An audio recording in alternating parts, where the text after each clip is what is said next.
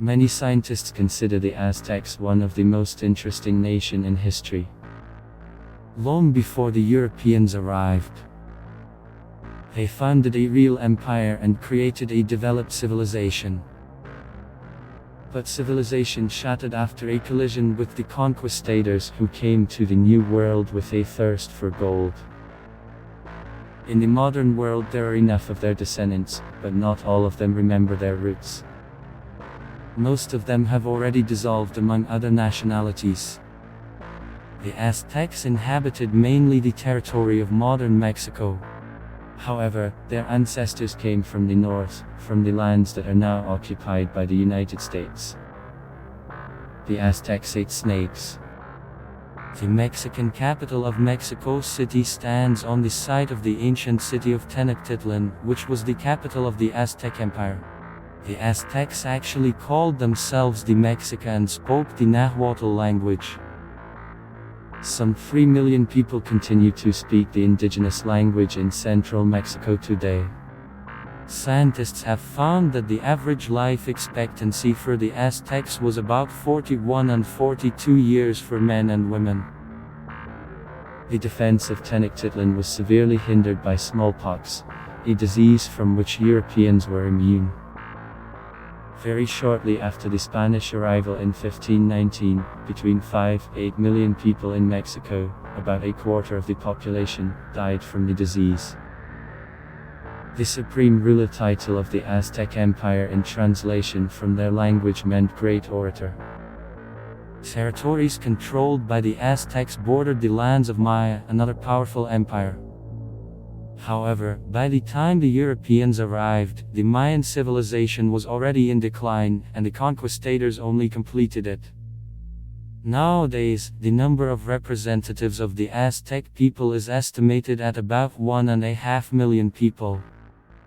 Almost all of them live in Mexico. The Aztec Empire expanded, capturing other cities and taxing them. At the same time, judging by archaeological finds, after the transition of control under the rule of the empire, the level of well-being of residents of the occupied cities began to grow. The Aztecs attached great importance to trade relations. They were busy trading even with hostile cities. The only people who won the war with the Aztecs was called Purpeca. Historians attribute this to the fact that the Purpeca was at the time the main producer of copper axes in Central America, which were then a very formidable weapon. Between the cities the Aztecs paved roads that were always guarded.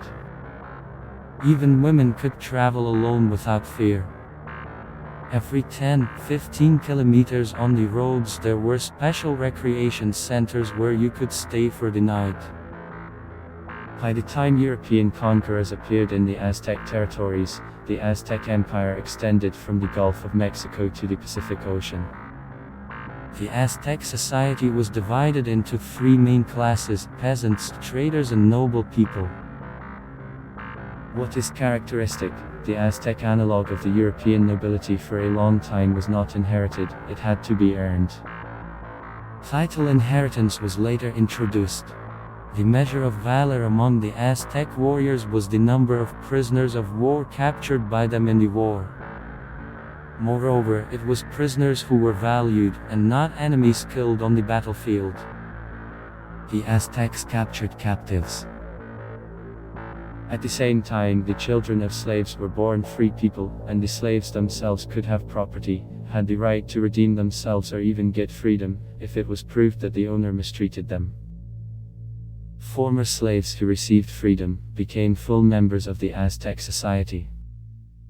Moreover, a free man who prevented the escape of a slave, whose master he was not, to freedom, was considered a criminal, and he himself could be put into slavery as a punishment.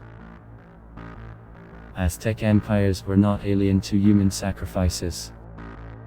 A number of sources, however, argue that being sacrificed was considered very honorable, like the Mayan people. In most cases, the victims were voluntary, but sometimes prisoners were also sacrificed, whose consent no one asked. The Aztecs knew alcohol, but only the elderly had every right to get drunk. The death penalty awaited everyone else for drunkenness. Gambling was popular in the Aztec Empire, and the stakes were sometimes very high. Some unsuccessful players lost vast possessions, huge wealth, and even their own freedom. Despite the fact that only about 20% of the population of the Aztec Empire was engaged in agriculture, their empire flourished and never knew hunger, mainly due to active trade and well-established communications with all the cities in the region. The development level of medicine in the Aztec Empire was not inferior to ancient Greece and ancient Rome. According to Aztec legends, their ancestors, who came from the north, from the territory of the modern United States, were illiterate.